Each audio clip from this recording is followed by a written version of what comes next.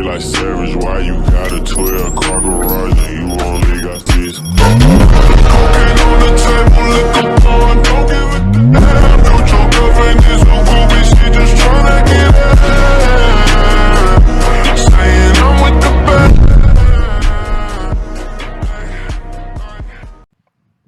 Oh my god, this is like my 4th time trying to record this because of the simple fact that the file keeps getting corrupted. So please, do not corrupt, okay? Anyways, let's get to the video.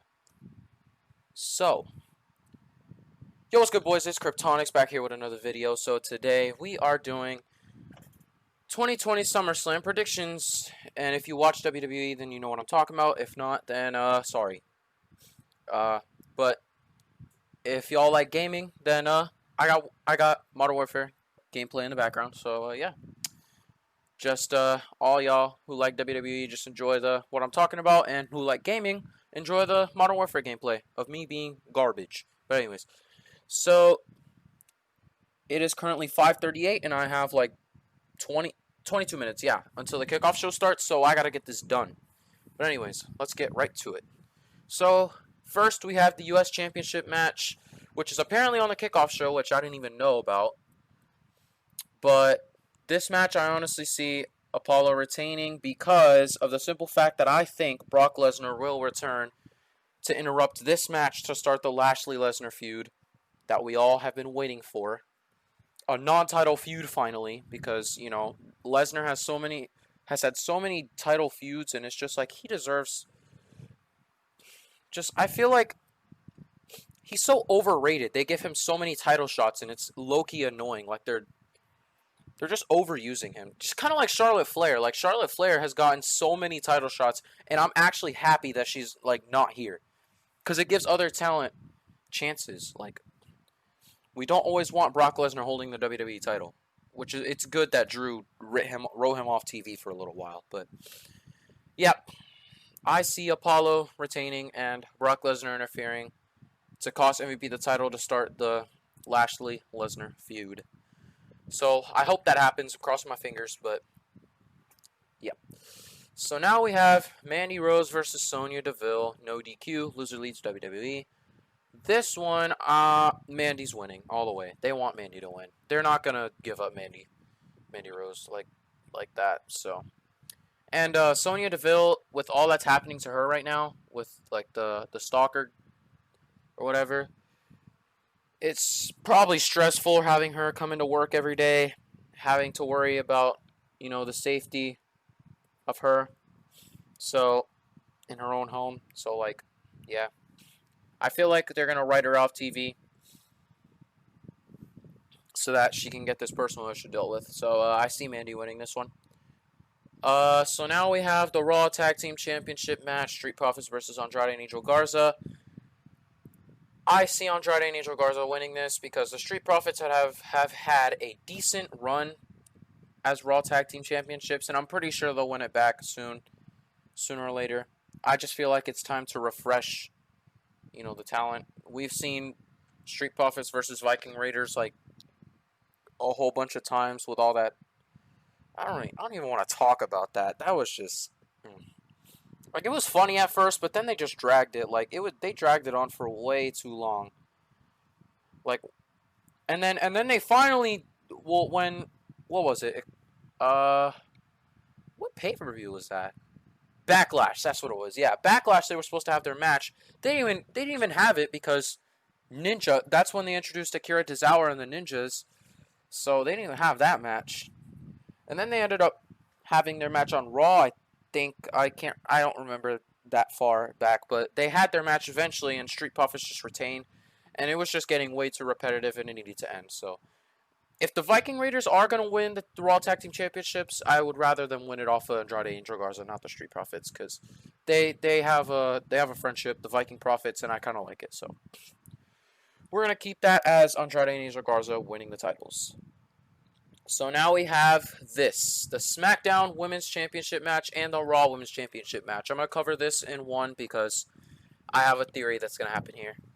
So from sources, I'm just gonna TikTok.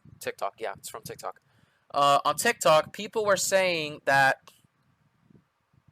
like, apparently they think that Bailey is gonna retain her title and Sasha's gonna lose hers, and Sasha's gonna get jealous. But what I think, and a couple other people that I've seen think, is that Bailey's gonna lose her title to Asuka.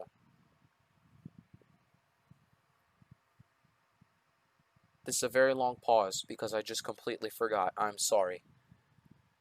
What was I literally gonna say? Oh yeah, okay. Alright, so Bailey loses her title to Asuka because Sasha doesn't go out and help her. Alright? Bailey gets mad, right? And then, actually, let me change this up. It makes more sense if it goes this way. Bailey retains her title.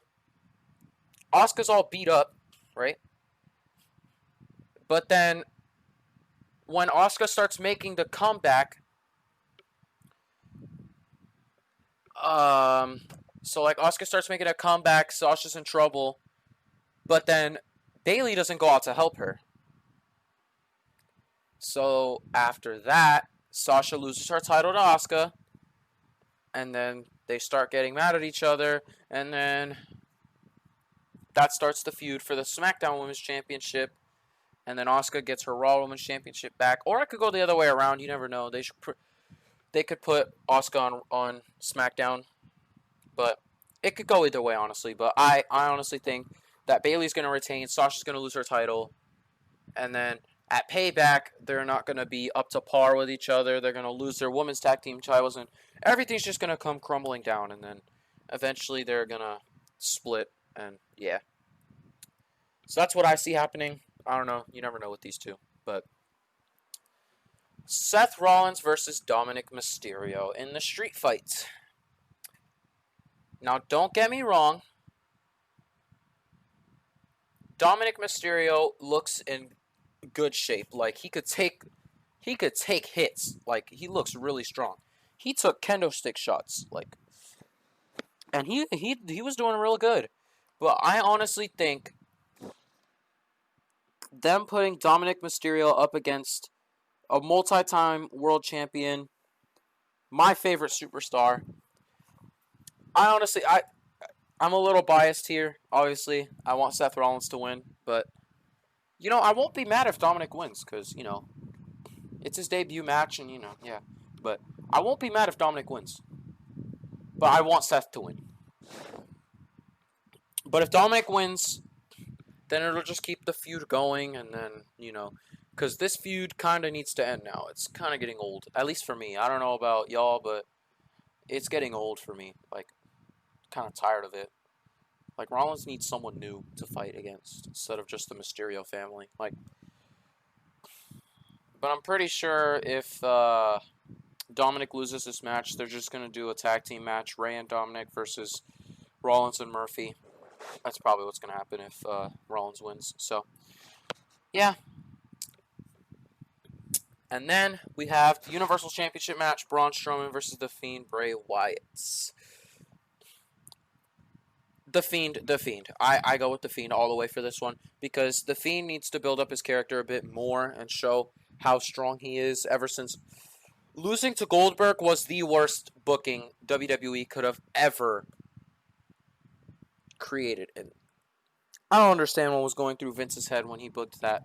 Why Goldberg? But, like,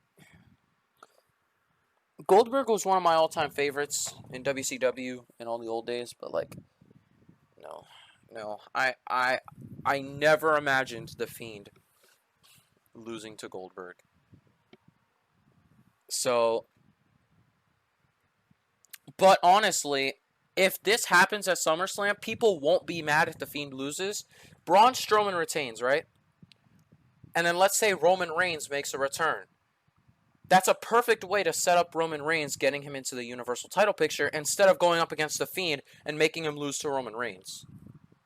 Because let's be real, at WrestleMania 33, when Roman Reigns beat The Undertaker, that was the stupidest thing that could have ever happened in Roman Reigns' career. And that's why he started getting booed, and why people started hating him. Because they really booked him to beat The Undertaker. Out of all people, The Undertaker. That's like saying Zack Ryder, aka Matt Cardona now, but that's like saying Zack Ryder beat, I don't know, let's take a top star. I don't get. That's like saying Zack Ryder beat The Fiend. Like, that makes zero sense. Why would you have Roman Reigns beat The Undertaker? That makes zero sense. But yeah, that's my pick. The Fiend wins the title. But I wouldn't be mad only if Roman Reigns makes a return if Braun Strowman retains his title. Alright, so now we have the final one, which is the WWE Championship match between Drew McIntyre versus Randy Orton. This could go many ways with the conspiracy theories that people are making about Retribution and the leader of Retribution. So let's just say that the leader is Tommaso Ciampa from NXT. That would mean that he's going to have Retribution attack Randy Orton, right? And then, because Randy Orton has wanted a match with Tommaso Ciampa and vice versa, they've wanted a match with each other for a little while, so that'd be a perfect way to set it up for payback. Tommaso Ciampa costing Orton the match, and then, you know how that goes, starting the feud. But this match is also another way to set up Brock's return. Brock attacks Drew McIntyre, costs him the title, and Randy Orton wins. Or it could be a no contest. This could end in a no contest, or somebody costing somebody the title. But I honestly think Brock interrupting the U.S. Championship match makes a better return for him than the WWE Championship match. But yep. But for this one, I'm honestly going for Randy, because of the simple fact that in next year's WrestleMania, or in a couple years, I want Randy Orton and John Cena to have one final match where they're both tied 16-16. And Randy wanted this concept as well, apparently. He said it in an interview, but that he wants a match where him and John Cena are tied in the title record. One of them has the title, right? Which will more than likely be Randy Orton. It is actually Randy Orton. Wow, I just made zero sense. Anyways, Randy Orton would have the title, and it would be John Cena versus Randy Orton. But one of them would break the record, but they both have to retire after that match. So after that match, they're both literally gone from the ring. That's pretty much what his concept was, and that's what I want to see. That would be golden. One more John Cena versus Randy Orton. Bro, these two made, right behind John Cena and CM Punk, these two made really good matches on TV. Like, it was a good time to watch TV when it was John Cena versus Randy Orton. Like, this is why sometimes I wish the old days would come back, but yeah, it's good. It's gonna be, yeah. But, yep, that covers all the matches, but I wanted to cover one more thing. So, what I want to happen is Retribution, interrupts, right? One of them needs to grab the mic and say something. Like, they're a bunch of cowards. Like, they attack and leave. They don't even explain their purpose. They just spray paint no WWE and attack the locker room. That's it. Like, somebody get on the mic and speak or show yourself instead of being cowards. Like, that's what I want from this. But yeah, let me end this off here because I can't really have this too long. But enjoy the rest of the Warzone gameplay, and I'll see y'all in the next one. Peace.